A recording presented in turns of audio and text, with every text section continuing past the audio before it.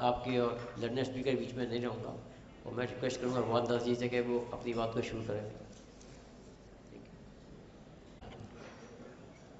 Shri S C जन साहब, chairman technical session,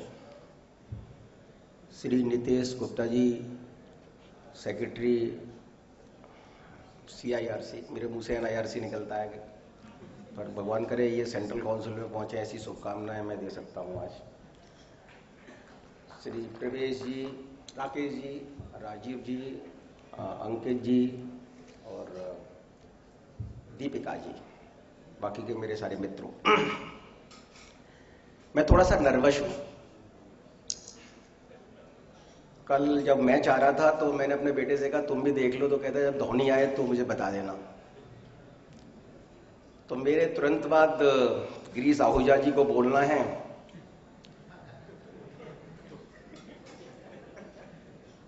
और यहां तक तो मैं बर्दाश्त कर लेता, लेकिन उससे पहले लंच भी है, ये भी सीमा मुझे ध्यान में है। और चूंकि मैं फिरोजाबाद का हूं तो मुझे पता है कि हम सब लोग खिलाने पिलाने में सिद्ध हस्त हैं। टॉपिक बहुत इंटरेस्टिंग है लेकिन समय कम है। चैलेंजेस बहुत हैं लेकिन सीमाएं भी हैं। और इस बीच में एक अच्छा काम यह हुआ है कि इन्होंने मुझे कोई समय सीमा नहीं दिया कि मुझे कब खत्म करना है। तो जब तक आप आराम से सुनेंगे तब तक मैं बोलता रहूंगा, और जब जिसका मन हो तो 3-4 लोग मिलकर के जोरदार ताली बजाते ना बिना किसी बात के, तो मैं समझ जाऊंगा आप क्या कहना चाह रहे हैं।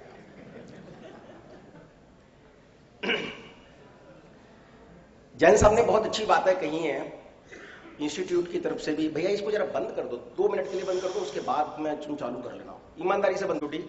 इसमें मैंने एक जो अपॉइंटमेंट है उसमें कमेंट किया था कि appointment in case of concurrent audit it is normally it is as per the concurrent audit policy of the bank and of course it is discretion.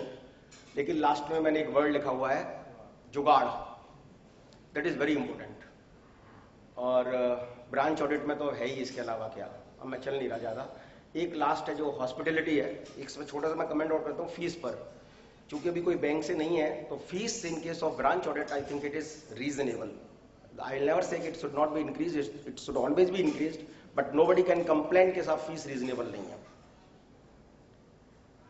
Hospitality सच में जबरदस्त है। कॉन्करेंट ऑडिट के case में तो बेचारे की प्लेट खाली है और वहां रखने के लिए जगह नहीं है। एक छोटा सा मुझे इसमें एडिशन करना था, वो करना था इंडिपेंडेंस का, कि इंडिपेंडेंस सच में those who want to claim कि यस हमारे पास हमारे प्रोफेशन में जबरदस्त इंडिपेंडेंस है, तो ये एक ऐसा ऑडिट है जहां पर आप सच में you can come out with your full exposure. ये कुछ रिपोर्ट्स हैं like stock auditors report, like concurrent auditors report, like internal inspectors report, like RBI का अगर इंस्पेक्शन AFI हुआ है तो उसकी रिपोर्ट्स। ये केवल मैं आपको इसलिए नहीं कह रहा कि आपको मैं कोई प्रीचिंग करना चाह रहा हूं। Truly these reports will give you the idea about the functioning of the branch, about the overall profile of the branch, and these reports will give you some clue about some of the accounts on which you need to concentrate during your audit period. Not only that, in case of LFAR also, you are duty bound to report the persisting irregularities, any irregularities pointed out by these reports or these auditors and they are still persisting. You are duty bound to report in LFAR. So that's why I'll say that you please go through all these reports, and of course ये काम आपको as a senior आपको ही करना चाहिए, और उसमें से जो जो पॉइंट्स हैं उन पॉइंट्स को आप अपने जूनियर टीम को दे सकते हो, भैया जरा इसको टैकल कर लो। इसमें जो मैंने कहा है कि आपको पावर चार्ट से ज्यादा इंपॉर्टेंट है लोन पॉलिसी। अगर आपको पढ़ने का मौका मिल जाए किसी भी तरीके से, डाउनलोड कर लें या पहले से मंगा लें, तो loan policy will guide U a lot about the overall advanced checking। सबसे इंपॉर्टेंट और बहुत इंपॉर्टेंट जो रहता है वो ऑडिट ऑफ एडवांसेस रहता है। एडवांसेस में दो ही बहुत अच्छे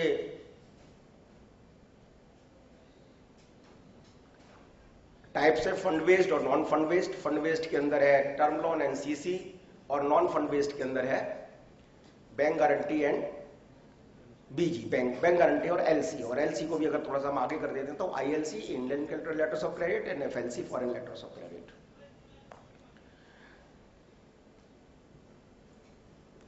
टर्म लोन के केस में क्या कहा गया है? Master circular of RBI says that in case of term loan, if the interest and oblique or, please note the words, interest and oblique or principal remains outstanding for a period of more than 90 days, the account will become NPA. But there may be certain situations where the borrower is regular in the payment of interest and principal both, but even then the auditor says the account is NPA. Seeing the constants, I am not trying to interact, but yes. Number one, in case of housing loan, suppose the housing loan was sanctioned at 7.5% or 8%, and now with the change scenario, the interest rate might have gone up to 11%, and of course now it is 9.5 or 9.6%. So due to the change in the rate of interest, there may be some overdue amount in the account, because the EMI was set at the then prevailing rate, that is 7.5% and 8%. And ultimately what may happen, that the overdue amount may exceed the amount of 3 EMIs. And if it happens, the account will have to be classified as NPA. Now I am coming out with some pragmatic or practical view. Suppose there is one account where there is no bounce of EACS, or there is no check bounce, or there is no default on the part of the borrower during the last 7 or 8 years so far as payment of interest and principal both is concerned. But due to this increase in the rate of interest, the borrower was not issued any letter by the bank कि either you should get the tenure increased or you should get the amount of the EMI increased, and due to which the account came into overdue, and due to which the auditor says the account has to be classified as NPA.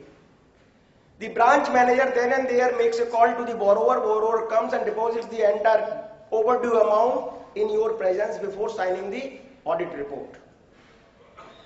Now you please tell me, this account is performing or non-performing? It is? It has to be, but it was not. That's why that's why I'm saying that the overdue amount is deposited in your presence. That is NPA. Why I raise this issue at this moment? You are saying this account is NPA. Somebody may take the call, sorry, my objective, the basic purpose of the audit is the objectivity, or objectivity is classification of the accounts. This account nowhere shows any weakness, and the borrower which has been regular for the last 7 or 8 years and is on a single call if he is depositing the entire overdue amount, whether truly this account should be classified as NPA.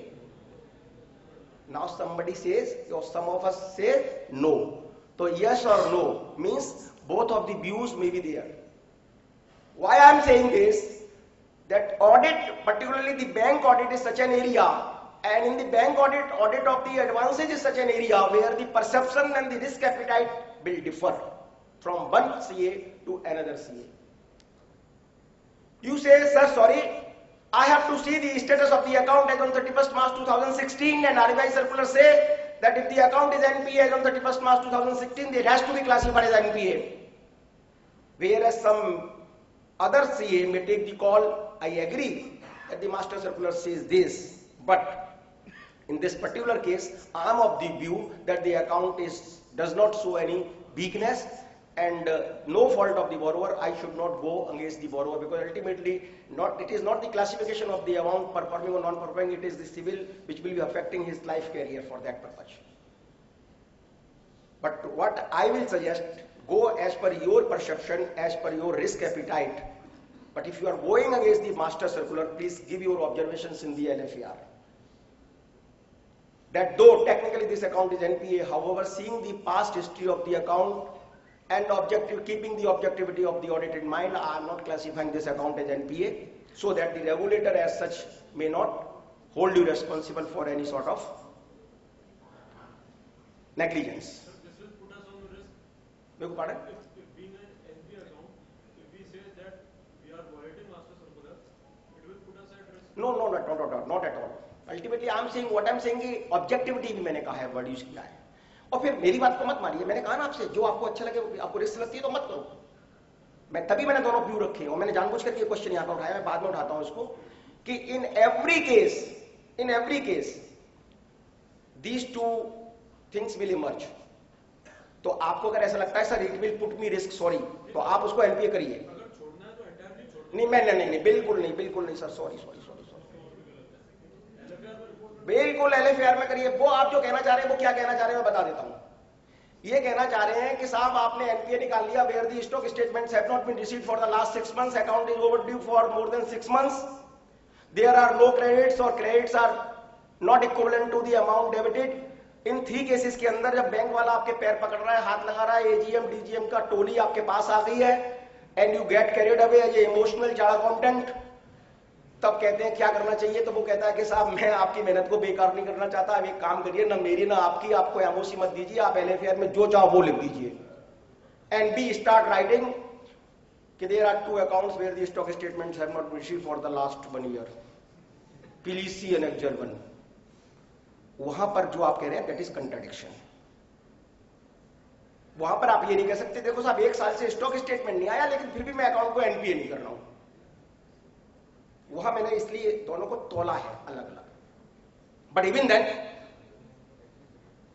I will never say कि you please go against the master circular और go against the spirit of the master circular. You have to keep your objectivity in mind कि how you really go through the bank audit. Sir इसमें क्या है कि जैसे अभी मेरी बात सर इसमें एक चीज ये है कि आपका जैसे एग्जाम्पल था, उस एग्जाम्पल में उसने बॉरोवर ने पैसे जमा करवा दिए और वो जेन्युइन बॉरोवर है, कोई इसमें मतलब उसकी फॉल्ट नहीं है. उसके बाद हम लोगों ने अगर एलएफआर में जो है वो रिपोर्ट मतलब केवल कर दिया और एमओसी नहीं दिया, तो क्या उस केस में हमें लायबिल. यही बता रहे ना, यही मैंने जवाब दिया है. एक्चुअली क्या है कि उसमें बताता हूं आपको, कुछ स्पीकर्स ऐसा कहते हैं कि अगर ऐसा करना ही है तो एलएफआर में भी मत दो और एमओसी में भी मत दो, तो किसी की नजर में ही नहीं आएगा. मैं तो कह रहा हूं कि मैं अपना व्यू रख रहा हूं कि मैंने क्या व्यू लिया है. For your knowledge, whatever the account you are going to classify as MOC, वो as NPA, not necessarily that the statutory auditors, central statutory auditors are going in your one way. Similarly आपने अगर कोई NPA नहीं किया तो आप ये बात मान के चलिएगा कि सेंट्रल स्टैट्यूटरी ऑडिटर्स उस अकाउंट को एनपीए नहीं करेंगे. तो व्यूज दोनों के अलग अलग. मैं आपको भी एग्जांपल दूंगा, आप चिंता मत करिए, मेरे पास है मसाला. Similarly in case of term loan, if I say that the instalments and term loan, instalment and principal both are regular, फिर भी अकाउंट एनपीए हो सकता है. Yes, answer is if the borrower is enjoying more than 1 credit facilities, term loan, CC, और term loan is very regular. CC के अंदर अगर suppose financial और नॉन फाइनेंशियल कोई भी डिफॉल्ट है, due to that this term loan may also become NPA. Project under implementation, the borrower is very regular in the payment of interest and principal both, but if it does not commence the commercial operations within 2 years and within 1 year in case of infra and non-infra projects from the due date of DCCO, that is date of commencement of commercial operations, in spite of the fact that the borrower is regular in the payment of interest and principal both, account will become NPA. Similarly, borrower may be regular in the payment of interest and principal, but if the security is missing due to fraud or malfeasance, the account will become NPA. So there are certain instances that due to financial, due to the borrower being regular, in spite of the fact that the borrower is regular, the account may have to be classified as NPA. In case of cash credit, master circular says, or rather lays down 4 parameters due to which these accounts, either of these parameters is there, then the account may be classified, the account has to be classified as NPA. And first is, if the account is continuously overdrawn for a period of more than 90 days. Please note, continuously. Number 2, if there are no credits or credits are not sufficient to service the interest debited during the same period as on the date of balance sheet.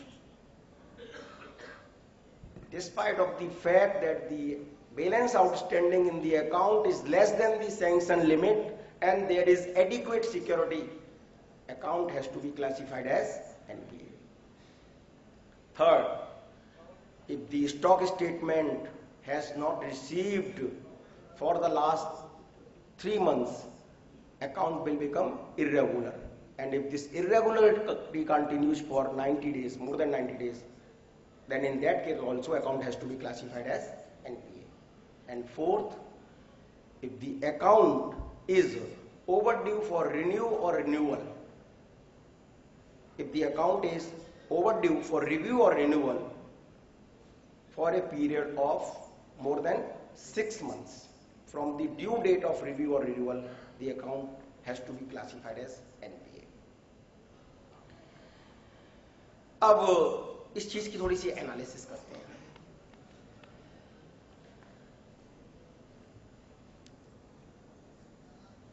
और analysis इस तरह से करेंगे, कुछ लोग अगर आप पैदा पे अपना मोबाइल यूज कर रहे हो तो मेरी एक रिक्वेस्ट है कि प्लीज ना करें, केवल आधा घंटा बोलूंगा, मैं ज्यादा नहीं बोलूंगा।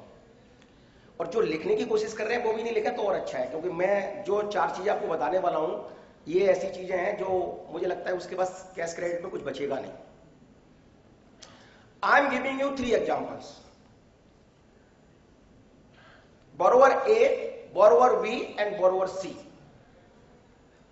Borrower has operated his accounts very well up to 30th June 2015. He has submitted the stock statements, he has got his accounts review और renewal जो पहले साल में थे सब कुछ कराया हुआ है, no overdrawn, absolutely। लेकिन जुलाई 1st के बाद he has not operated the account at all, no stock statements, no due, no overdue, no review or renewal, though it is due। borrower B जिसने 30 सितंबर तक अकाउंट को ऑपरेट किया है और उसके बाद उसने भी नहीं किया। borrower C उसने 30 दिसंबर तक किया है। अब इन तीनों ही केसेस के अंदर ईडी ने फिनेकल में देखा और सीबीएस में जाकर फिर उन्होंने कहा, मैनेजर को फोन किया कि manager, mister manager, these 3 accounts are there which are on the, which are rather have become NPA. So have you gone through all the accounts? Well, sir, I am following it very hard. I am following all these borrowers very hard. I have got the documentary evidence available with me. Every officer of the branch has gone and we are still in touch with him. ED says that you have got these 3 accounts regularized by 31st, otherwise you won't be in the branch. Branch manager makes a call to the borrower और कहता है कि साहब ये तुमने पूरे साल टाला है लेकिन ये अकाउंट आपको कल तक पैसे जमा कराने हैं। क्या हो जाएगा? बोले अकाउंट एनपी हो जाएगा। बोले अकाउंट एनपी हो जाएगा तो क्या हो जाएगा? बोले मेरी नौकरी चली जाएगी। तेरी नौकरी चली जाएगी तो मेरे को क्या फर्क पड़ेगा? तो वो कहता है कि मैं सुसाइड कर लूंगा। बोले कल क्यों, आज क्यों नहीं? तो वो गुस्से में कहता है कि देख, मैं सुसाइड भी करूंगा और सुसाइड नोट पर तेरा नाम लिखूंगा। जैसे ही नाम की बात आती है तो तुरंत वो branch chairman mister Amit Bansal के पास पहुंचता। सर ये एनपीए क्या होता है? बोले क्या हो गया? बोले और यार ये तो अपना गड़बड़ वाला, तो क्या करना चाहिए? बोले तुरंत जाओ। बोले किसके पास जाओ? बोले संजीव माहेश्वरी जी के पास। बोले क्या पैसा तो उनके अलावा कोई दे ही नहीं सकता आगरा में। तुरंत वहां से संजीव माहेश्वरी जी के हाथ पैर जोड़ करके वो पैसे लाते। बोले उसके अलावा दीपिका जी से बात कर लेते। बोले को देखो वो अभी बिल्कुल अच्छी प्रैक्टिस के दौर में है, आप उनके पास जाइए, आपको बैलेंस शीट तुरंत बना के। बोले साहब बैलेंस शीट तो मेरे पास बनी हुई है। तो बोले स्टॉक स्टेटमेंट बनवाने? बोले या तो अंकित जी से बनवा लो। तो उन्होंने अंकित जी के पास गया। बोले क्या करना है? बोले स्टॉक स्टेटमेंट कितने महीने के बनाऊं? बोले साहब बोले जितने कम से कम में चल जाए। बोले नहीं पूरे 12 महीने बनाने पड़ेंगे। अच्छा बोले 12 के बनाओ। 12 के बनाए। अब 12 का अंकित जी की भी थोड़ी नीयत खराब होती है। उन्होंने कहा कि तू अप्रैल का भी बनवा के ले जा। अप्रैल 16 का। बोले मतलब? बोले मांगे तो दे देना, नहीं तो अपने पास रख लेना। अब वो ठीक 11:55 पर साहब पहुंचता है और सीधे जाके बैंक पर पैसे जमा कराता था, क्योंकि 12 बजे तो उसको सुसाइड कर लेना था। और जब से ही सुसाइड नोट आया है तब से बड़ा तकलीफ वाला काम हो गया सबके लिए। तो जैसे ही वो पैसे जमा कराता है साहब, दो इरेगुलरिटी खत्म हो जाती हैं। कौन कौन सी? Account is not continuously overdrawn, और दूसरी there are credits in the account at least equivalent to the amount debited in the interest debited in the CC account. तो दो इरेगुलरिटी खत्म। तीसरा, बोले साहब क्या है? बोले स्टॉक स्टेटमेंट लाए हो? क्या लाए हो? तो खटक से 12 स्टॉक स्टेटमेंट देता है, डीपी चढ़ा दी जाती है, डीपी आ जाती है, तो now the stock statement is not more than 6 months old. वो पूछता है सर अप्रैल का भी दूं? बोले इसको रख ले। फोर्थ, बोले रिव्यू रिन्यूअल रह गया। बोले साहब लाया हूं? बोले क्या रबर स्टैंप लाया हूं, लेटर लाया हूं? बोलो क्या लिखना है? जो जो लिखवाना है वो लिखता है, और वो रिव्यू रिन्यूअल भी उसका हो जाता है। अब साहब देखिए, as on 31 March sir 31 March account is performing because none of the parameters exists. Account is not continuously overdrawn, there are credits, stock statement है और review renewal है। account performing है non performing? अरे रुको सर, मैंने उनसे पूछा specially कैसा है? Non performing. वाह क्या बात है। अब मैं बाय द वे एक बात बता देता हूं साहब, नितेश जी की बात तो काटूंगा नहीं, ये सेक्रेटरी हैं और मैंने सेंट्रल काउंसिल के लिए शुभकामनाएं दी हैं, तो डर लगता है थोड़ा सा। पर मैं आपसे एक बात बता देना चाहता हूं कि मैं थोड़ा कन्फ्रंट करना चाहता हूं इस एरिया पर, और ये कोई जोक्स नहीं चल रहे, यहां से हम डायरेक्ट नॉर्म्स समझ रहे हैं, और ये प्रैक्टिकल सिचुएशंस आती हैं। Either of these four we have to deal practically.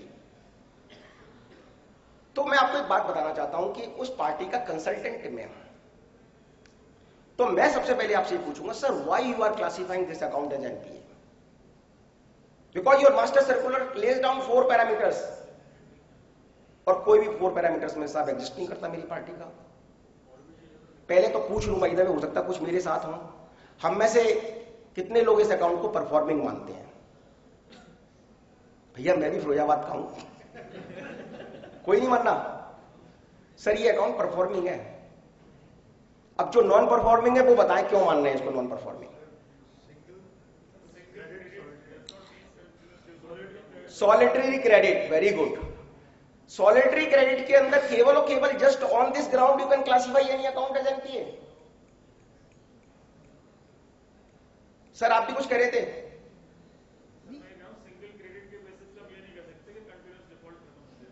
नहीं डिफॉल्ट खत्म नहीं हुआ, मैंने कब कहा डिफॉल्ट खत्म हो गया? मैंने तो कहा मेरा साहब इरेगुलर नहीं है अकाउंट आज की तारीख में।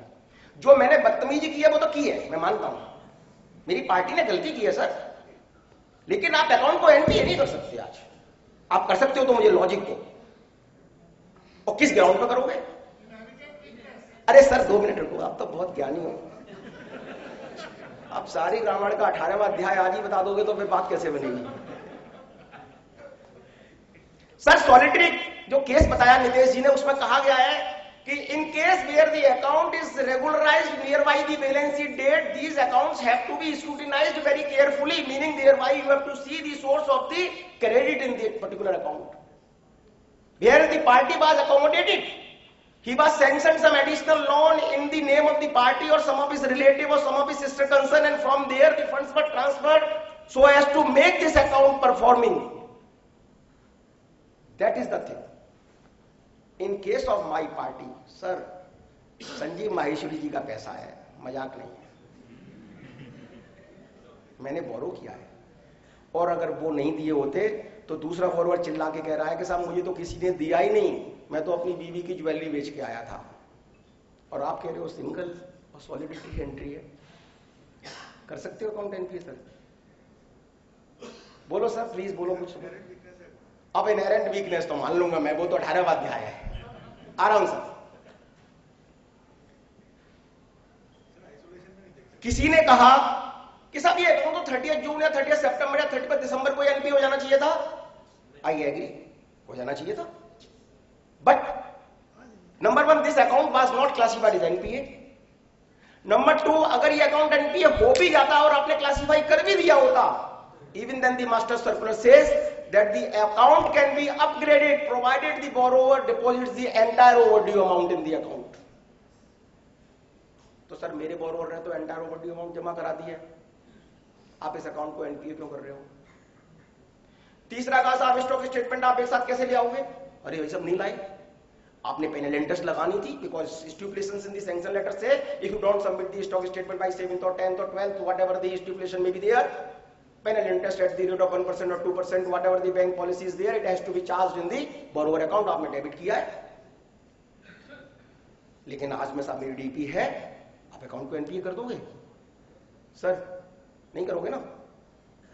फोर्थ, रिव्यू और रिन्यूअल साहब पहले हो जाना चाहिए था। हाँ साहब हो जाना चाहिए था। आपकी पार्टी ने कोऑपरेट नहीं किया, बिल्कुल नहीं किया। लेकिन फोर्थ, मेरा पैरामीटर्स में मैंने रिव्यू रिन्यूअल तो अल्टीमेटली आपके ब्रांच मैनेजर ने किया है, आप देख लो सीबीएस में। तो सर ये अकाउंट परफॉर्मिंग रहेगा या नॉन परफॉर्मिंग? मेरी बात सुनकर के ईमानदारी से और मेरे केस को जरा सहानुभूतिपूर्ण तरीके से देखा जाए। Please consider my case sympathetically, it is the question of my career. मेरा बोरोवर राइजिंग फेज में है, बहुत प्रोमिसिंग है। मोदी जी ने तो अब स्टार्टअप की बात करना शुरू किया, मेक इन इंडिया की बात किया, ये तो जन्मजात मेक इन इंडिया है।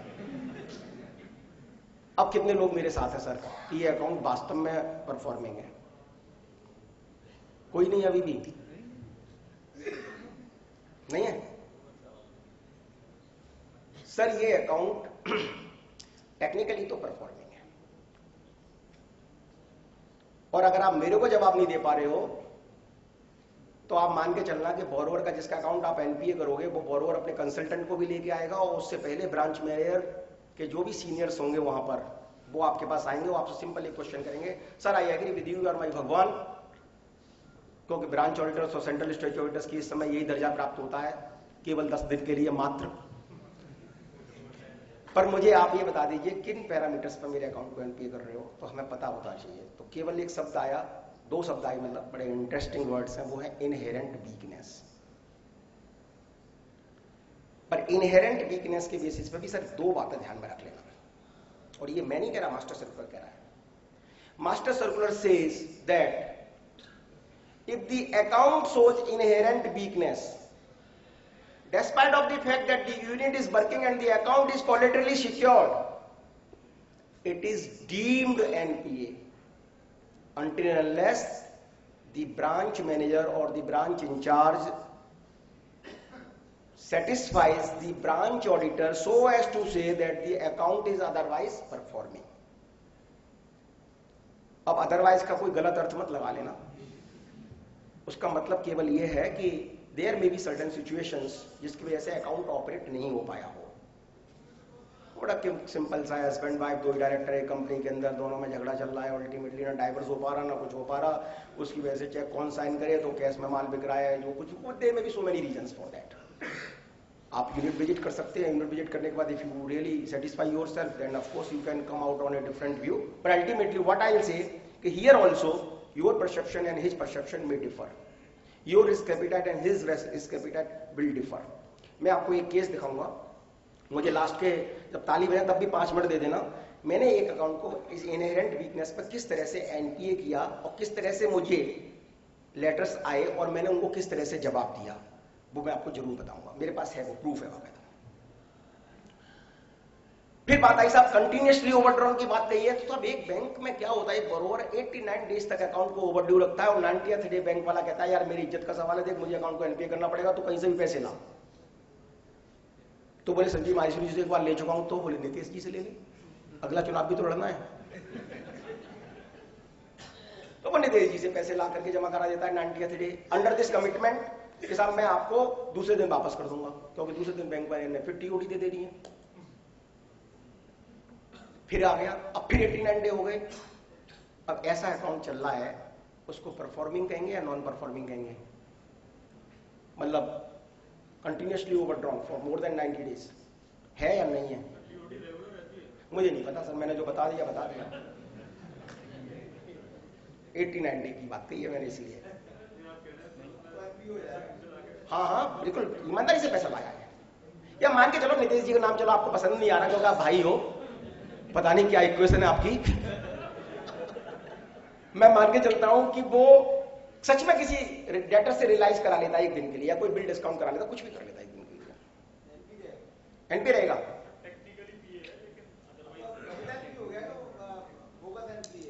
बोगस मत कहो सर प्लीज, पैसा इनका है। ऑलमोस्ट नहीं सर, नहीं नहीं, जो एक्चुअल रिसीट्स आती है उसी में से दिया था इन्होंने।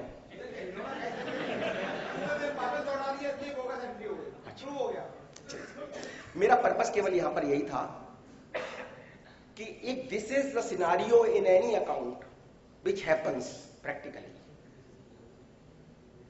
वो अकाउंट टेक्निकली आपको एनपीए नहीं लगेगा, but you should go through the account on other parameters also, and you can classify this account as NPA provided you have got the homework, मतलब ऑन अदर पैरामीटर्स। अब वो क्या parameters हो सकते हैं बता सकता हूं सर। इसी में एक चीज और बताइए मेरे को, बैंक मैनेजर्स के पास जो डेलीगेशन होता है पावर्स का, उसमें ये होता है कि apart from the sanction limits they can allow 10% of their powers to the borrower as a matter of TOD. अब टर्म लोन अकाउंट कोई एनपीए हो रहा है तो पहले तो मैं आपको इसमें क्लियर कर देता हूं, जो 10% ऑफ पावर्स की बात है, वो 10% of the entire limit, CC limit of course, being enjoyed by the borrower और his own powers whichever is less. ये जरूर ध्यान रख लेना कि सपोज मेरी पावर से मैक्सिमम 50 लाख रुपए की लिमिट सैंक्शन करने की, और किसी को अगर हेड ऑफिस से कोई 20 करोड़ रुपए का लिमिट सैंक्शन होकर आई है तो उसमें मैं 2 करोड़ रुपए एक्सेस अलाउ नहीं कर सकता, बीइंग 10% ऑफ 20 करोड़। एक तो बात ये ध्यान रखने की है। दूसरी है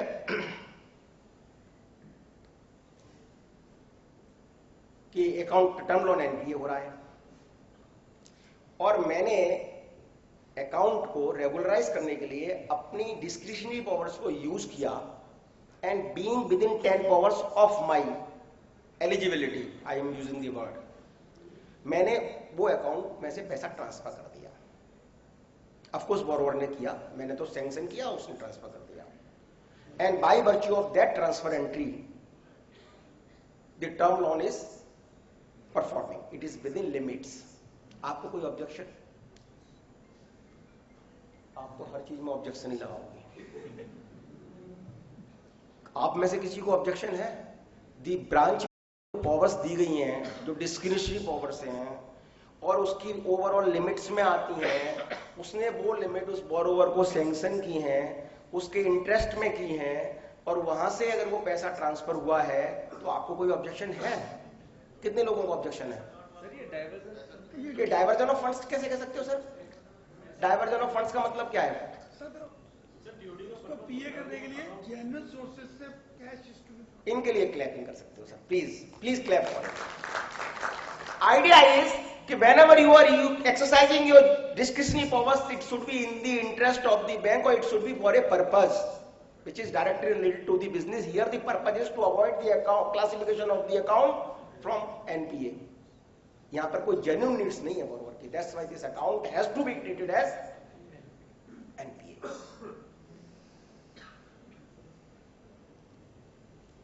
फिर साहब एक अकाउंट जिसमें 1 करोड़ की सैंक्शन लिमिट, 40 लाख की बैलेंस आउटस्टैंडिंग, 10 करोड़ की सिक्योरिटी। केवल गलती ये हुई है कि 1,80,000 का इंटरेस्ट डेबिट हुआ है और 1,20,000 की क्रेडिट है। मैनेजर आंसुओं से रोएगा और ये कहेगा सर इसमें करना क्या था, उसको 80,000 निकालना था, 80,000 जमा कराना था, बस अकाउंट को कोई प्रॉब्लम नहीं थी कि बैलेंस विद इन लिमिट है। तो अकाउंट को परफॉर्मिंग करेंगे, नॉन परफॉर्मिंग। कमेंट्स नहीं आते आपसे, कॉन्फिडेंस नहीं है क्या? ऐसा तो मानता नहीं हूं मैं, सब लोग बैंक ऑडिट कर रहे हैं। सर ये अकाउंट नॉन परफॉर्मिंग रहेगा और इसका इलाज ये भी नहीं है कि साहब मैं जाके LFAR में लिख दूंगा, पहले जो आपने बताया था ना कि देखो साहब बैलेंस कम है इसलिए इस ग्राउंड पे मैं कर रहा हूं। नहीं, ये नहीं चलेगा, यहाँ पे ऑब्जेक्टिविटी वाला फंडा नहीं चलेगा। लेकिन एक फंडा बता देता हूं आपको दूसरा जो मेरे साथ हुआ कि suppose if the borrower is in a position to prove कि सपोज मैंने आंध्रा में साहब मेरे को कॉन्टैक्ट मिला था, उसकी वजह से मेरे को सारे वहां पे करंट अकाउंट खोला और मैंने सारे ऑपरेशन वहां पे किए हुए हैं और उस वहां का स्टेटमेंट लगा करके आपको दे देता है, then you may have to take a different call. But I am not saying that you take it, but you may have to, and you can go for this option. कितना objectivity आप ध्यान में रखते हो ये आपको देखना है। Third, if the account has not been reviewed or renewed, तो पहले तो समझ लें सर रिव्यूड और रिन्यूड का मतलब क्या है दोनों का? दोनों एक ही वर्ड है क्या सर? दोनों वर्ड्स एक ही है, रिव्यू और रिन्यूड? दोनों में अंतर है। अब क्या अंतर है? वो नहीं पता। वो एक ही अंतर है। बोलते क्या अंतर है साहब? कि सब 3 महीने के लिए जो होगा वो रिव्यू होगा, बाकी का रिन्यू होगा। पर सच में ऐसा नहीं है।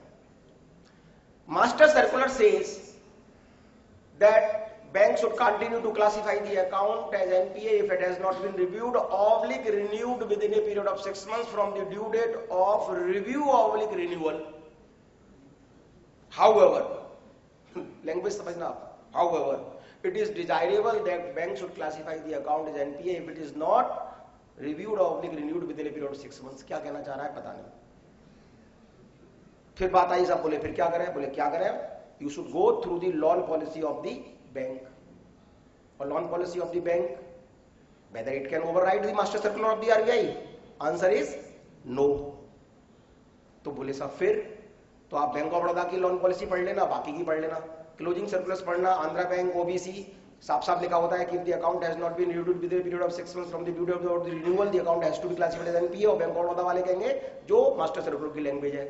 आपको बीओबी के अंदर ऐसे केसेस मिल जाएंगे जहां पे account has been reviewed for 6 months, then again it has been reviewed for a period of 6 months, and quite possible that you may find some cases where it has been reviewed even for the third time for a period of 6 months. तो review का मतलब है status को। Nobody wants to take the responsibility. क्या हुआ? जो पहले वाला कर गया है उसको आगे बढ़ा रहे हैं क्योंकि अकाउंट में ट्रबल नहीं आना चाहिए। तो फिर बात आई कि साहब अच्छा, everybody knows that the cash credit limit is sanction for a period of 1 year. 1 महीने पहले बैंक मैंने लेटर भी लिख दिया कि please submit the following documents, उसमें audited financial statement, VAT returns, excise returns, net worth certificate और so many things. और बोरोवर बहुत होशियार है, उसने कोई भी चीज नहीं दी है, और दी भी है उसको मन भी था तो उसने सीए साहब को पास कर दिया है। सीए साहब ने फॉर वन रीजन और दी अदर, जो स्वभाव होता है हमारा सबका, हम में से अधिकांश का, सॉरी सबका नहीं, तो उन्होंने भी रख लिया कि रुक जाओ, चाहे वो फीस का मैटर हो कि साला आप फीस देता नहीं है, सॉरी, तो क्या करना, और या फिर कहना कि ठीक कर देंगे। अब 1 साल पूरा हो गया है। There are certain systems और certain packages in the banking industry जहां पर वो लिमिट को 0 कर देते हैं। 0 करते ही 2 तरह का एम्बेरसमेंट। नंबर 1, उसके सारे चेक्स वापस जाना शुरू हो जाएंगे due to the CTS system. दूसरा एक और है, जो अच्छे कस्टमर्स हैं उनको no bank wants to lose. तो ऐसे केस के अंदर चेक बाउंस होंगे तब क्या होगा? There is a possibility that the borrower will go to some other bank. तो बैंक वाले क्या करते हैं, उस अकाउंट को शॉर्ट रिव्यू कर देते हैं for a period of 3 months. ये सच में शॉर्ट रिव्यू है? Whether they are really entitled to do so और whether they are can really do so? Answer is yes. Answer is, देखो नो है तो नो बोलो, नहीं तो मैं यस बोल रहा हूं तो यस बोलो। आंसर इज, आप कंफ्यूज्ड हैं कि पूछ रहे हो तो कोई गड़बड़ है। Answer is no, he cannot do it, and this is not BD Gupta is saying, this is master circular says that the account can be reviewed, account can be short reviewed for a period of 3 months provided the bank in charge is in a position to prove that the review / renew process is already on। is already on का मतलब है at least there must be a request from the side of the borrower। Number 2, at least financial statement should be in the possession of the bank। And without these 2 documents, if any account has been reviewed, even for the short term, please don't accept it. Please don't accept it. Sir केवल application आई और financial statement नहीं है, मतलब 90% केसों में यही है। आप देख लेना जैसा आपको अच्छा लगे।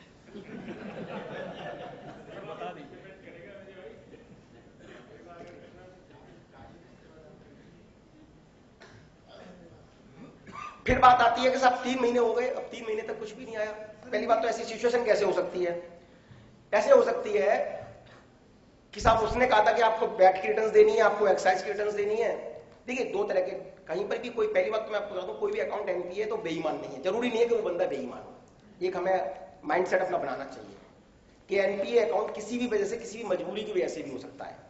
मैंने ऐसे अकाउंट्स देखे हैं कि बिल्डिंग कंस्ट्रक्ट हो गई है, मशीनरी तैयार है, केवल आपको स्विच ऑन करना है, प्रोडक्शन शुरू हो जाएगा, और वो अकाउंट एनपीए हो रहा है। बिकॉज पॉल्यूशन डिपार्टमेंट से अभी तक आपको एनओसी नहीं मिली है, आप प्रोडक्शन शुरू नहीं कर सकते, और वो जो प्रोजेक्ट अंडर इम्प्लीमेंटेशन वाला जो फॉर्मूला वो यहाँ पे लागू हो जाता है कि वो डीसीसीओ से 2 साल ज्यादा हो गए। तो इसका मतलब एक तो ये नहीं है। दूसरा, कोई पेपर्स नहीं दे पा रहा तो उसके भी कई सारे रीजंस हो सकते होंगे। जैसे आपको स्टॉक ऑडिट मिल गया, स्टॉक ऑडिट कोई नहीं करवा रहा, उसके भी बहुत सारे रीजंस होंगे। स्टॉक ऑडिट होने के बाद कोई रिपोर्ट सबमिट नहीं करना, और भी रीजन होंगे। Stock audit reporter, stock auditor भी इंतजार कर रहा है कि जैसे ही ब्रांच ऑडिट खत्म होगा तब मैं ऑडिटर रिपोर्ट दूंगा, तो और भी रीजन होंगे, बहुत सारे सब लोग समझते हैं। तो the account can further be reviewed for a period of 3 months, but in any case, in most of the banks, loan policy clearly spells out that if the account has not been renewed within a period of 6 months from the due date of renewal or reviewal, the account has to be classified as NPA. तो sir ये CC के बारे में अगर किसी का कोई भी डाउट हो वो मेरे से बता दें, अदरवाइज मेरी तरफ से सीसी अकाउंट लगभग क्लियर है। Stock statement, sorry, stock statement, number 1, stock statement, it should be in the prescribed format. I do agree, but if it is not in the prescribed format, आप देख लो कोई गड़बड़ तो नहीं है। If debtors there, creditors there, no debtors there, stock there, creditors नहीं है, चिंता की बात है। डीपी कैसे कैलकुलेट की गई है? क्योंकि ऑडिटेड फाइनेंशियल स्टेटमेंट्स के आने का मतलब या किसी भी डॉक्यूमेंट्स को आने का मतलब फाइल में लगाने से वो पूरा नहीं हो जाता। मैं आपको एग्जांपल दे देता हूं यहां पर, जो मुझे बाद में देना था, कि अगर ऑडिटेड फाइनेंशियल स्टेटमेंट्स आ चुके हैं आपको और उसकी अगर स्क्रूटनी नहीं हुई है ब्रांच मैनेजर के द्वारा, तो आपके पास एलएफआर में लिखने के लिए बहुत कुछ है। फॉर एग्जांपल, एलएफआर के अंदर एक एनेक्जर होती है 5% और 2 करोड़ whichever is less पर आपको स्पेसिफिक कमेंट्स देने होते हैं। आप करते क्या है, आपसे मतलब मैं भी शामिल हूं उसमें, करते क्या है, पहले से तैयार रखना, हाँ तैयार, जाते पूछते हैं वो एनेक्जर्स तैयार है, तो उसमें टाइम लगता है, बोले हाँ तैयार है। उसमें भी 3-4 रीजन हो सकते हैं, हो सकता है किसी लोन मैनेजर ने बनाई हो सकता है किसी क्रेडिट असिस्टेंट ने बनाई हो सकता है किसी नॉन क्रेडिट वाले बंदे ने बना के दी हो। तो एक तो उसमें कैसे कैसे इशू मिल जाएंगे, उसमें इशू मिलेगा कि साहब वैल्यूएशन 2009 में लिख रहा है वो, जबकि 2015 में भी वैल्यूएशन हो चुका है, उसका कोई मेंशन नहीं है, नीचे सिक्योरिटी कम लिख रहा है। ऐसे ऐसे इशूज भी मिल जाएंगे आपको। तो उसमें 3 कॉलम होते हैं, लास्ट ईयर ऑडिटेड, प्रोजेक्शंस और करंट ईयर। और हम क्या करते हैं, देखा सब कुछ सही है और सीधा ठप्पा लगाया, बड़ी इज्जत मिलती है इसमें ब्रांच ऑडिट में। हमें ठप्पा भी नहीं लगाना पड़ता, बेसिकली वो लगा के ले आते ब्रांच वाले। और एजीएम जब खड़े होके हमारे सामने और पेज पलट रहा होता है और हम केवल साइन कर रहे होते हैं, तो ऐसा लगता है कि बास आंसर हमारा अपना है। सच में बड़ा गरिमामयी प्रोफेशन है ये हमारा। देखो उस समय लगता है सर, मुझे लगता है कि इस समय तो बीवी बच्चे भी साथ में होने चाहिए से, और देख सके देखो हमें कितनी इज्जत मिलती है बैंक के अंदर। नहीं सर यार, हाँ आ रहा हूँ इस बात आप, पर है क्या, वो केवल और केवल साइन करने के लिए नहीं है सर। आपको एनालाइज करनी चाहिए कि at the time of the sanction of the loan the projected turnover was rupees 80 crore because the borrower was in need of funds to the turn rupees 15 crore. उसे पता था 5 गुना करूंगा तभी मिलेगा, तो बोले 5 गुना माने 75, 5 बढ़ा के कर दो 80 कर दिया, और actual turnover is just 38 crore 40 crore or maybe less or maybe somewhat more. Whether the branch manager put any question to why there is a drop in the projected turnover. The profitability at the time of the submission of the loan was projected at 2.8 crore. और actual profitability as per the ABS, that is audited balance sheet, वो आ रही है 96 lakhs, 38 lakhs or might be 15 lakhs only. Whether he has really written a letter, whether he has really put a question to the borrower. Current ratio projected 1.34. 1.34 projections means हम भी जब CAB बनाते हैं तो कहते कितना रहा है सर, सब कुछ सही है, बोले नहीं करंट रेशियो कम, बोले कितना है, बोले 1.1 है। अच्छा हाँ, तुमने वो term loan maturing during the next 12 months कहाँ लिए हैं, बोले सर करंट लायबिलिटीज, बोले इसको ऊपर कर दे। अच्छा, अनसिक्योर्ड लोन, बोले कहाँ लिए हैं, या बोले इसको टर्म लायबिलिटीज मिलेगा। अच्छा, करके अब कितना रहा है 1.31, बोले 10 लाख रुपए और लिया अनसिक्योर्ड लोन में, बोले क्या हो गया, अब कितना हो गया सर 1.34। ओ फाइन, वेरी गुड, हम भी तो ऐसे बनाते हैं, तो बोरोवर का भी कंसल्टेंट ऐसा ही हो सकता है। Let us admit that, let us confess that, इसलिए मैं कह रहा था इसको बंद कर दे भाई, तुम मानोगे नहीं, हमें पता है। These four ratio are very vital: current ratio, leverage, that is TOL/TNW, profitability and turnover. क्योंकि उस समय तो बोरोवर को ही चाहिए होता है कि मेरा कितना अच्छी रेशियोज है, कितनी अच्छा मेरा स्कोर आएगा, जितना अच्छा स्कोर आएगा उस हिसाब से मेरी रेट ऑफ इंटरेस्ट कम होगी, और रेट ऑफ इंटरेस्ट उसने कवर करा ली. That's why we say that the review of the account should be there, and at the time of the review, if all these four parameters or either of these four parameters is failing, of course the credit score will be less, and due to the less credit score the interest rate may go up. So we have to see it from that angle also. So please. नहीं, क्यों नहीं कर सकते? Quite possible कि मैंने ये estimate किया था कि साहब मेरी टर्नओवर 80 करोड़ होगी, और टर्नओवर सपोज मैं मान के चलता हूं 40 करोड़ या 50 करोड़ है, और टर्नओवर ना होने के कई सारे रीजंस हो सकते हैं, प्रोडक्ट की एक्सेप्टेबिलिटी, डिमांड में कमी. तो तीसरा रीजन ये भी हो सकता है कि मेरे डेटर्स पाइल अप हो गए. मैंने डेटर्स की होल्डिंग समझी थी, suppose it will be around 2 months, now it is 3 months और 4 months even for that matter. In that case I may not be in a position to circulate the money as I expected or I projected. तो आप turnover बीच में तो पैसे नहीं कम करेंगे, लेकिन at the time of the review जब रिन्यूअल करेंगे उसका सीसी लिमिट का, then you take the call, you can take the call कि sir I am going to reduce the CC limit. या बैंक मैनेजर से, जैसे अभी भूषण स्टील के अंदर आपने न्यूज़पेपर में पढ़ा होगा कि bank are pressurising Bhushan steels कि आप अपना लोन का अमाउंट कम करो. तो लोन के अमाउंट का कम कैसे कर सकते हैं? या तो वो अपनी एसेट्स को सेल करेंगे, तो उन्होंने कहा साहिबाबाद की फैक्ट्री है उसको सेल करो. तो दूसरा रीजन ये भी हो सकता है कि स्टील की फैक्ट्रीज में तो बहुत बड़ा तमाशा है, आप सबको पता होगा कि उन्होंने डेटर्स खड़े किए हुए होते हैं, वो हैं या नहीं है भगवान जानता है, और कुल मिलाकर के डेटर्स की वजह से उनकी डीपी हमेशा उनको पूरी मिलती रहती है.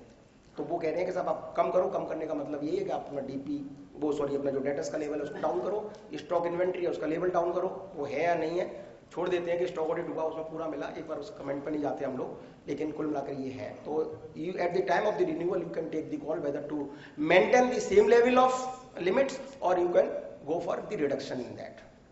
आप बताइए, कुछ कहना चाह रहे हैं?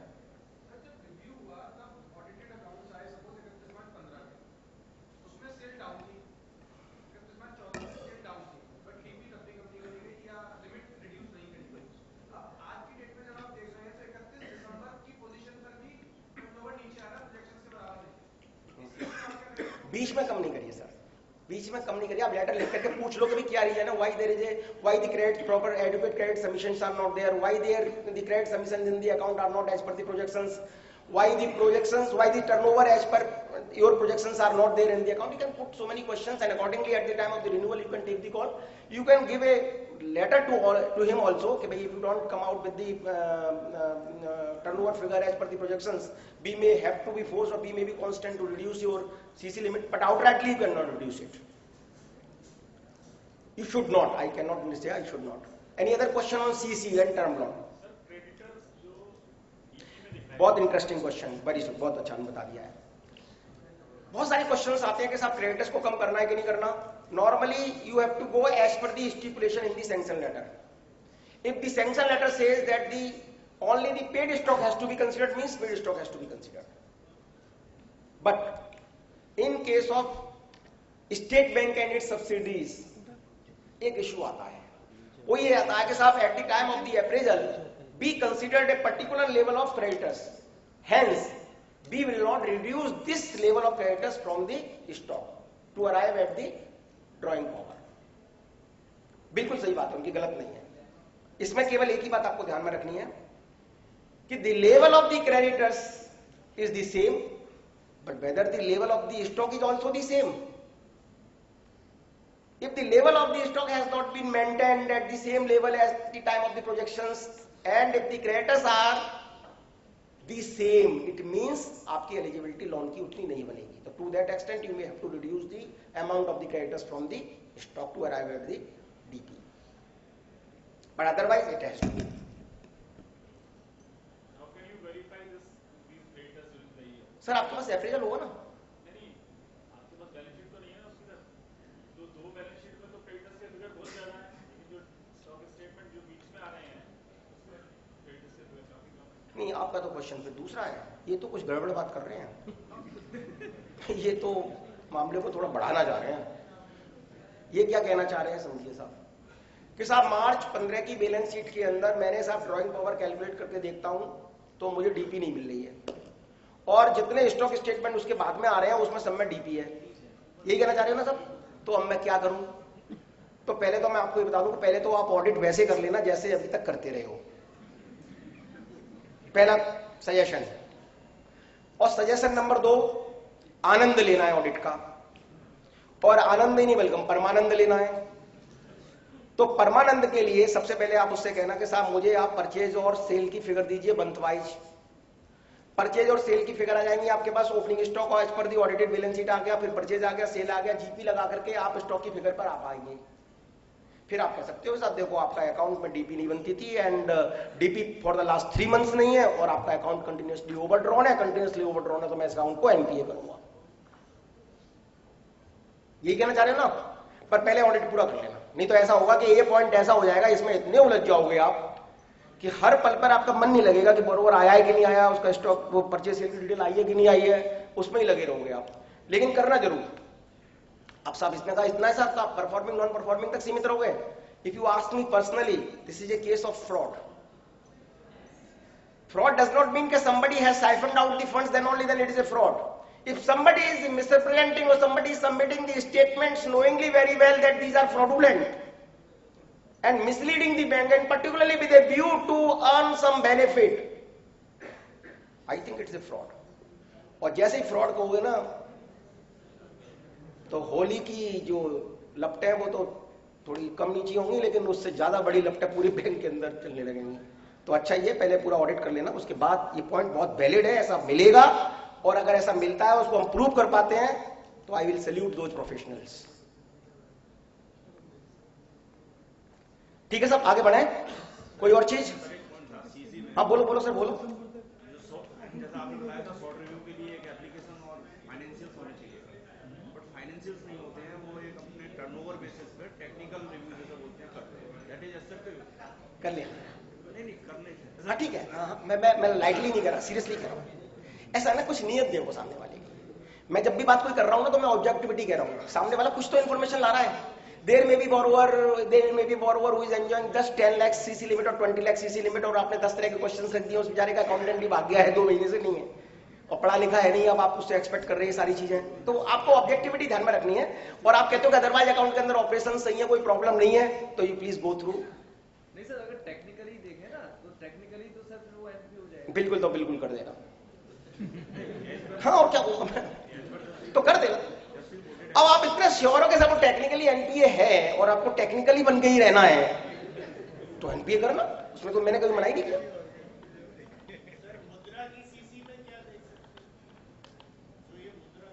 वो मैंने नहीं देखा, पढ़ा नहीं है, क्योंकि मेरे पास पता नहीं मुझे ऑडिट आएगा कि नहीं आएगा मुद्रा का।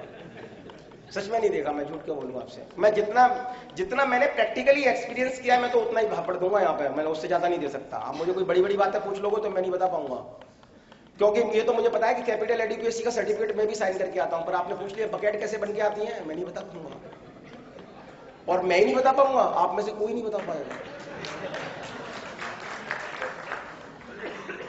और आपसे और बड़ी इंटरेस्टिंग बात बता दूं, आपने कहा ये कैपिटल एडिक्वेसी तो बड़े जो यंगस्टर से कंफ्यूज हो सकते हैं, लेकिन जो बैलेंस शीट्स में जिसको हम साइन करते हैं उसमें जो एसओएल की फिगर होती है उसको टोटल करना कि 15 खरब 34 करोड़ 33 लाख 34,375, ये क्या है? बोले सिस्टम जनरेटेड है, मुझे भी नहीं पता। तो बोले आपस में 2-3 बार डिस्कशन करते हैं, कुछ नहीं होता, तो बोले क्या? बोले साइन तो करनी है। तो बताओ आप में से अगर किसी ने चैलेंज किया हो उस फिगर को आज तक? मैंने नहीं किया, तो आपने क्यों किया होगा? कुछ तो हम में आप में समानता है ही है। भाई द वे जैन साहब बैठे हैं यहाँ पे, सेंट्रल स्टैट्यूटर्स रहे हैं, ये इस पे प्रकाश जरूर डालें कि वो फिगर जितनी बार मैंने जाते ही क्वेश्चन किए।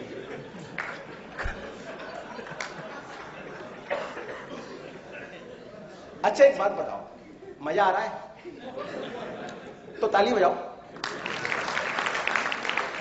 अब ये ताली मैंने अपने लिए नहीं बजवाई है, मैं ब्रांच को एक मैसेज देना चाहता हूं कि ब्रांच ऑडिट पर सेमिनार 1.5 घंटे की नहीं बनती, ब्रांच पर सेमिनार पूरे 6 घंटे की होनी चाहिए। और उसमें प्रोजेक्ट फंडिंग भी आ जाएगी, उसमें स्टॉक एंड रिसीवेबल ऑडिट भी आ जाएगा, उसके अंदर कॉन्करेंट ऑडिट भी आ जाएगा, उसके अंदर पूरा आनंद समा जाएगा। तो मेरी आपसे हाथ जोड़ के प्रार्थना है साहब, अगली बार से पूरा समय देना, क्योंकि अब मेरे को ये समझ में नहीं आ रहा कब खत्म करना पड़ेगा, कब पर्ची दे देंगे। जैसे ही कुछ लिखते हैं नोट, मुझे लगता है मेरे को पर्ची तो नहीं दे रहे, और पर्ची देना स्पीकर को बड़ी बेइज्जती नजर आती है साहब।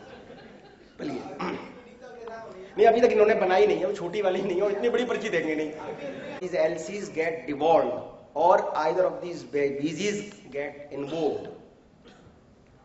तो उस केस के अंदर LC और BG इन दोनों की यानी इन्वोक्ड और डिवॉल्व की अमाउंट को अगर किसी अकाउंट के अंदर उन्होंने पार करके रखा हो as a matter of their accounting policy और as a matter of their tricks, तो this amount outstanding in these two accounts has to be clubbed together with the balance outstanding in the CC account so as to arrive at the figure whether the account is overdrawn or not। फिर term loan के अंदर एक case आएगा कि suppose सबसे there is a borrower who has deposited 10 instalments in advance और 3 महीने से उसने कुछ नहीं पे किया। तो मेरे पास क्वेरीज आती हैं, तो कहते हैं सब 3 महीने से कुछ नहीं आया तो अकाउंट तो एनपी होगा वो बंदा जी, और आप भी कह रहे होंगे। तो मैं ये कहूंगा कि अकाउंट वास्तव में एनपीए नहीं होगा if there is a overflow in the account, but at the same time if the borrower has given in writing that this is the part payment, तो वो ओवरफ्लो नहीं है, then it has to be adjusted from the principal and the borrower has to pay EMI regularly, and if he has not paid for more than 3 months account has to be classified as NPA.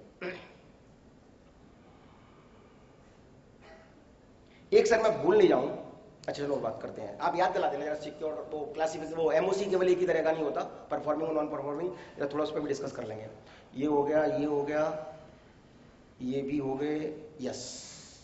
एक review renewal की बात जो हमने की थी, तो restructuring को थोड़ा सा जोड़ देता हूं मैं कि suppose any application for review renewal और restructuring has been submitted by the borrower to the branch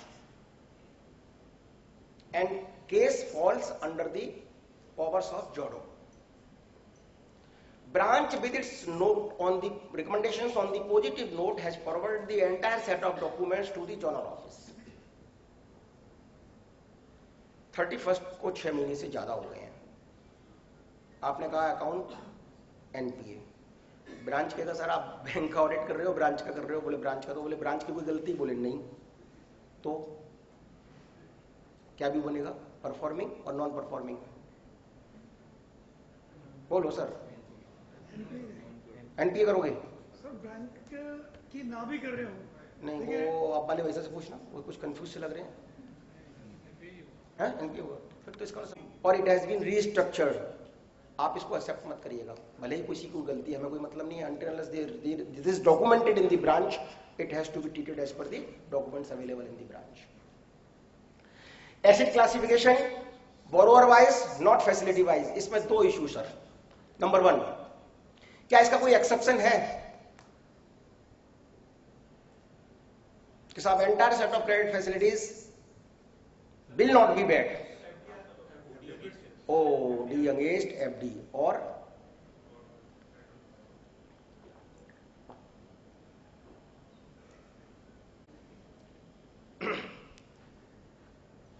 LC limit आपकी भी होती है, तो एलसी डिस्काउंटिंग लिमिट भी होती है।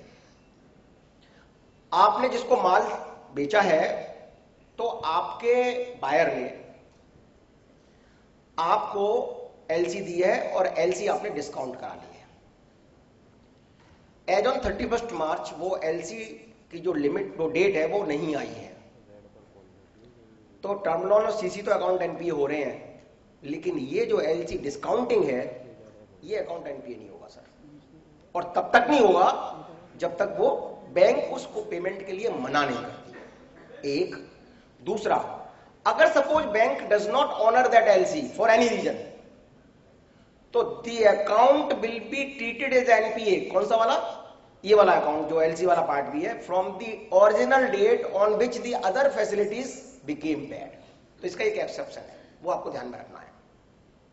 दोबारा से बता रहा हूं, LC discounted bye the borrower, वो तब तक बैड नहीं होगा जब तक जो सामने वाली बैंक है, एलसी इशुइंग बैंक है, वो उसको रेपुडिएट नहीं करती, मना नहीं करती है। अब सर एक छोटी सी बात बता दीजिए, सबको पता है कि क्रेडिट कार्ड्स, एक बोरोवर है जिसके पास एलसी, बीजी, टर्म लोन, सीसी सब कुछ है, 1 लाख रुपए का उसको क्रेडिट कार्ड भी दे रखा है, पूरा 1 लाख रुपए उसने यूज कर रखा है। उसको जो मिनिमम अमाउंट पे करना है वो 5,000 पे करना है, सबको पता है 5% होता है नॉर्मली। तो मास्टर सर्कुलर सेज कि if minimum amount as stipulated in the credit card statement is not paid within 90 days from the date of the next statement. Please note the words. If minimum amount, not 1 lakh, normally it should be 5%, that is 5,000. If minimum amount as stated in the credit card statement is not paid within 90 days from the date of the next statement, पिछली वाली नहीं, then the account will become NPA. अब यहां पर मेरा एक छोटा सा क्वेश्चन है कि 10 करोड़ की सीसी लिमिट, 5 करोड़ का टर्म लोन और 5,000 का डिफॉल्ट इन क्रेडिट कार्ड्स, आप पूरा 15 करोड़ 5 लाख 15 करोड़ 5,000 अकाउंट एनपीए कर दोगे सर? अब तो आप कहाँ हैं हमारे भाई साहब, कहाँ हो, बताओ क्या आ रहा है आपकी? नहीं करोगे क्यों भैया? डिफॉल्ट तो है।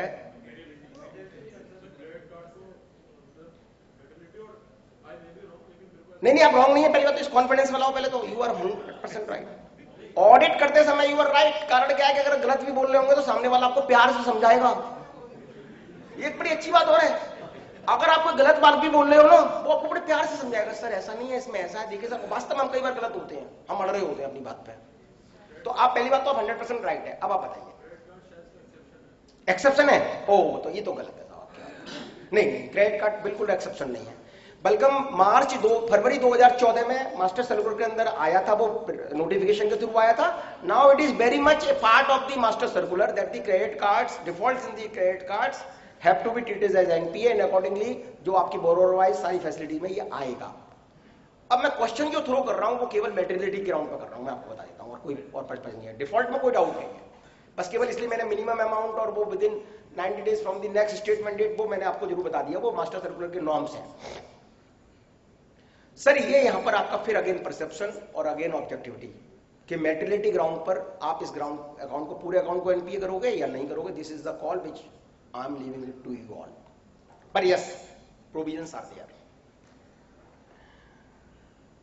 कंसोर्शियम सबको पता है, लेकिन कुछ यंगस्टर्स हैं उनके लिए 3 तरह की बैंकिंग है, सोल बैंकिंग, मल्टीपल बैंकिंग और कंसोर्शियम। सोल बैंकिंग के अंदर एक ही बैंक होती है जो लोन देती है, मल्टीपल के अंदर एक से ज्यादा बैंक्स होती हैं और दोनों अपने अपने हिसाब से अप्रेजल कर रही होती है, दोनों के पास सिक्योरिटी बेस अलग से होता है और दोनों की क्रेडिट मॉनिटरिंग अलग से होती है। कंसोर्शियम के अंदर कंसोर्शियम लीडर होता है, कंसोर्शियम अरेंजमेंट होता है, कंसोर्शियम एग्रीमेंट होता है, कंसोर्शियम मिनट्स होती हैं, कंसोर्शियम मिनट्स की वो सर्कुलेशन होता है सारे पार्टिसिपेटिंग बैंक्स के अंदर।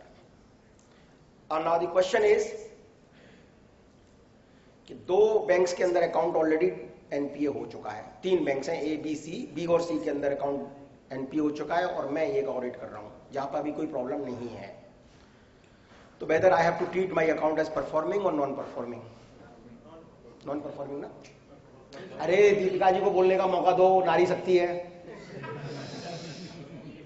सर। हाँ देखो जैन साहब, हाँ बिल्कुल सही कह रहे हो आप, लेकिन देखो आप नारी शक्ति को रोको मत, उन्हें अपनी भावनाओं को तो एक्सप्रेस करने दो, हमें भी तो पता चले कहां खड़े हैं हम।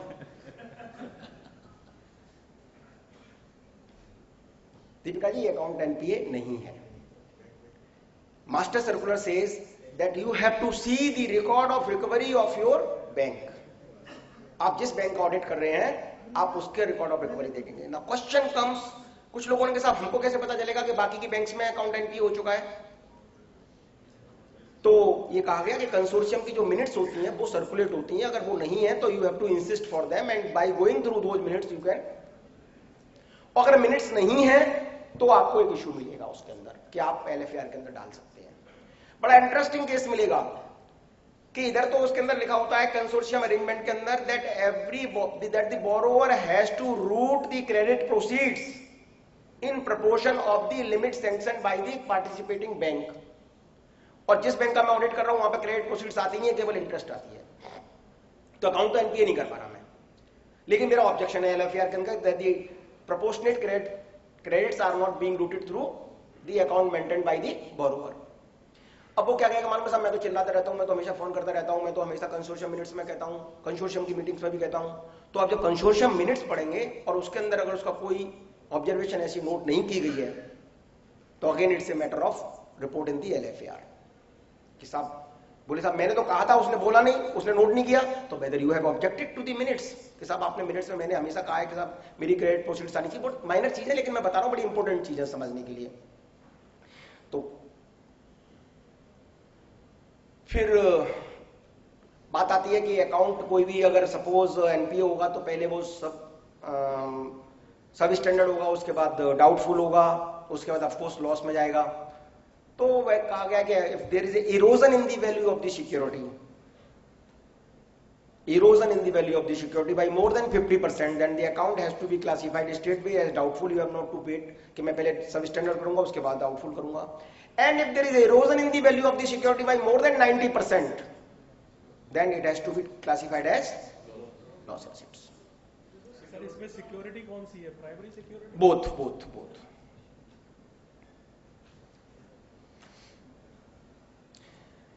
Advance against FD, NSC, LIC, KVP, किसी ने कहा साहब ये एक्सेप्शन हो सकता है, ये अकाउंट एनपीए हो सकते हैं? Answer is no. Everybody says no.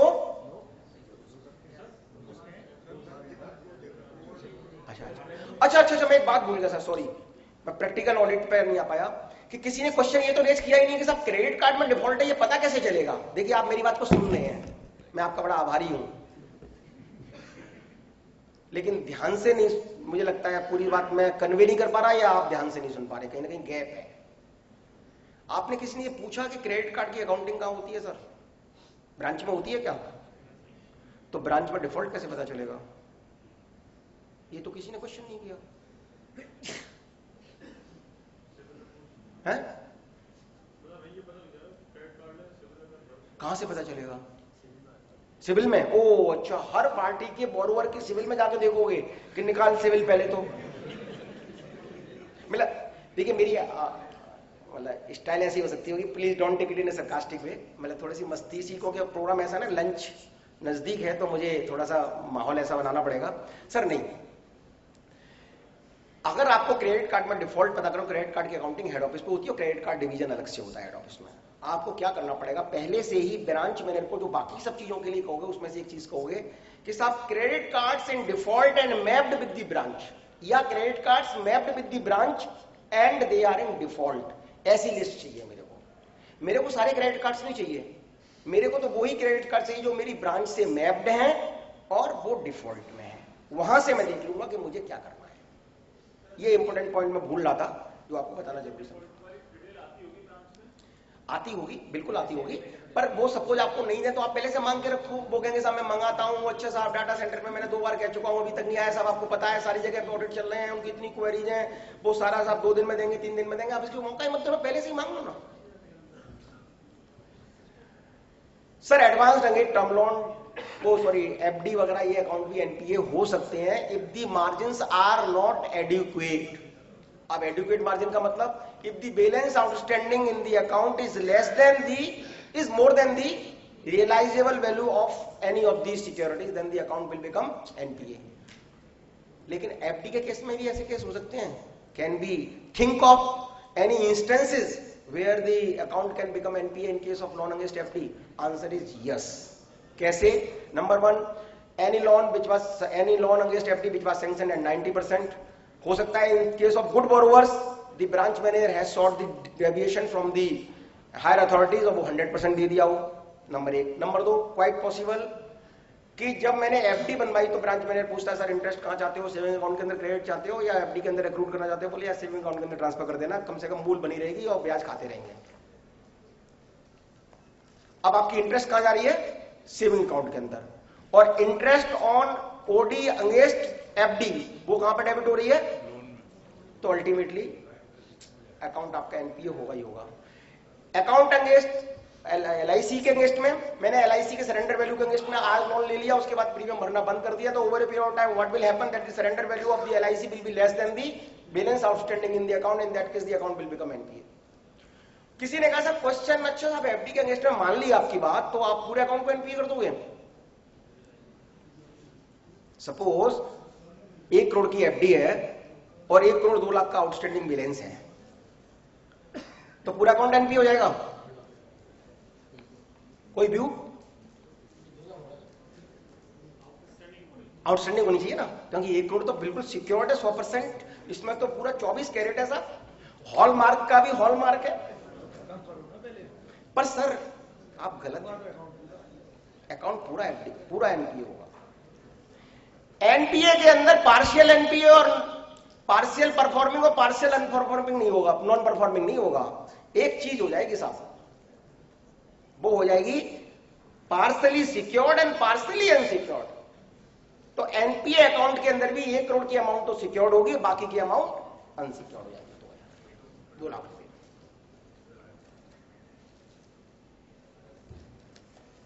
क्या हुआ? अच्छा ठीक है। गवर्नमेंट गारंटीड एडवांसेस, 2 तरह की गवर्नमेंट, स्टेट गवर्नमेंट और central government. In case of state government guaranteed advances 90 days का जो फॉर्मूला है इंटरेस्ट एंड प्रिंसिपल वो ही चलेगा, and accordingly account will be classified as performing और non performing. In case of central government guaranteed advances the account will not be classified as NPA until unless the central government repudiates its guarantee. Number 1. Number 2, though the account will not be NPA, but the interest thereon will be recognized only when it is received. This is important. क्या हो रहा है? Advance against gold, ornaments, government securities and other securities, ये NPA हो सकता है? Answer is yes. यहां पर भी 90 डेज वाला फॉर्मूला चलेगा। Income recognition policy, income has to be recognised in case of performing, of course on accrual basis. In case of non performing it has to be recognised only when it is received. Number 1। Number 2, even in case of non NPA performing account which has been classified as NPA, आपको जो ध्यान में रखनी है बात important वो ये है, यहां पर the date of account becoming NPA is important, not the date of declaration of the account as NPA. For example, अगर 31 मार्च को कोई अकाउंट NPA हुआ है और truly it was NPA as on 30th जून, तो आपको जो अमाउंट रिवर्स करनी है, जो इनकम रिवर्स करनी है, वो entire amount which has remained unrealized, it has to be reversed with effect from 1st अप्रैल। किसी ने कहा साहब लास्ट ईयर की अगर अमाउंट कोई ऐसा हो, कोई अकाउंट सपोज नॉन परफॉर्मिंग था, 1st अप्रैल को हमने पता कर लिया, लेकिन हमने बैक में गए तो पता चला कि 1 अप्रैल 2014 को भी अकाउंट एनपीए था, उसकी भी इंटरेस्ट रिवर्सल होगी? Answer is yes.